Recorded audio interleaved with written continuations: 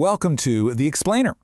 Today, we're cracking open a really important document, India's latest economic survey. You can think of it as the official game plan for one of the world's fastest-growing economies. It is a huge report, so our job today is to cut through the noise and give you a guided tour of the key ideas about where India's economy is and, more importantly, where it's headed. Okay, so right from the get-go, the survey hits us with this really interesting puzzle. You see, India's economy is firing on all cylinders. It's having its best run in decades. But here's the twist. It's happening in a world where the old rules don't seem to apply anymore. A strong economy used to mean a strong currency and tons of investment almost automatically. Not anymore. And that, right there, is the big question that this entire 680-page document is trying to answer. How do you not just survive, but actually thrive when it feels like the whole world is throwing these massive geopolitical headwinds at you? So here's how we're going to break it down. We'll start with that paradox, then we'll do a quick health check on the economy. After that, we'll peek inside the growth engines, look at future challenges, and then get to the really big idea, India's new grand strategy. And we'll finish with a pretty cool metaphor for the road ahead. First up, let's unpack this paradox a bit more. Imagine you've got a star athlete who's just breaking all their personal records, but for some reason the scoreboard isn't reflecting it. That's kind of what's happening here. The fundamentals are strong, but because of things like global trade friction, the currency, and the markets aren't getting the full credit they deserve. The survey uses this great phrase for it, punching below their weight. All right, our first stop on this tour is a quick health check. Let's look at the vitals. The numbers here really do tell a story of some serious strength and resilience. And the first number that just jumps off the page is this one. A projected GDP growth rate of over 7%.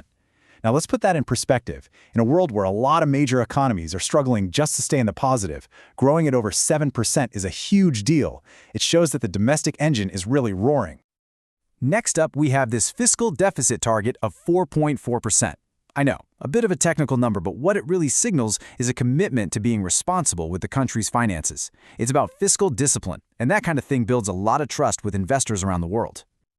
But, it's not just about the big headline numbers. What's really cool is when you look at the real-time data, the day-to-day pulse of the economy. I mean, look at the growth in digital payments, car sales, manufacturing. All of this stuff confirms that the growth story isn't just a number on a spreadsheet, it's happening on the ground. Okay, so with that health check done, let's go a little deeper. We're going to head into the engine room, so to speak, and see what's actually powering all this forward motion. The survey basically breaks it down into three core engines. You've got services, which is like the steady, reliable workhorse. Then there's industry, which has the potential to be a real rocket ship. And of course, agriculture, which is the essential foundation that supports everything else.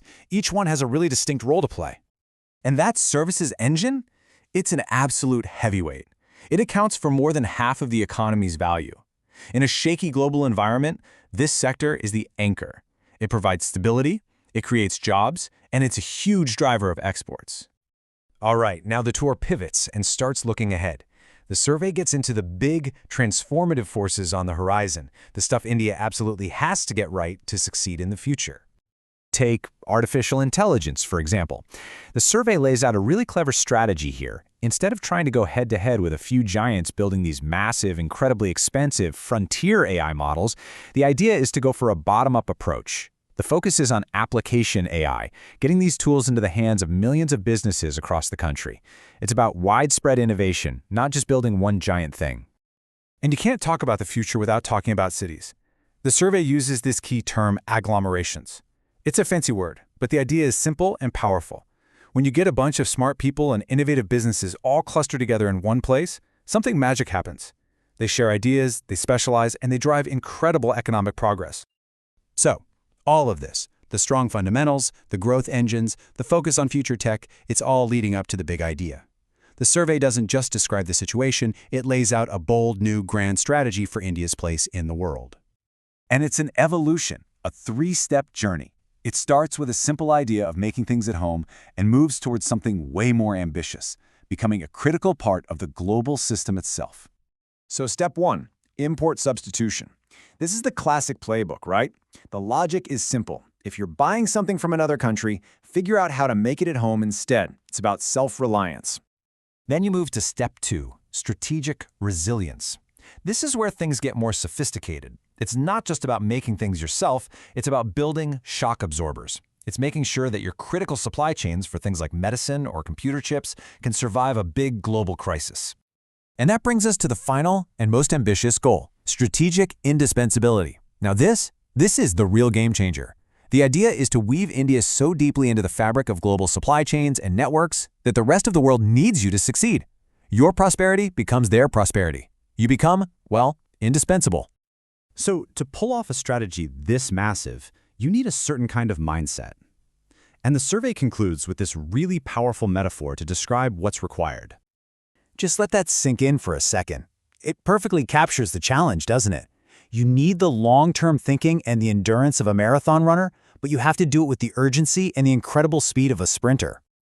So, the survey gives us the blueprint, the diagnosis, the strategy, the whole shebang. But it leaves us with this final, really thought-provoking question.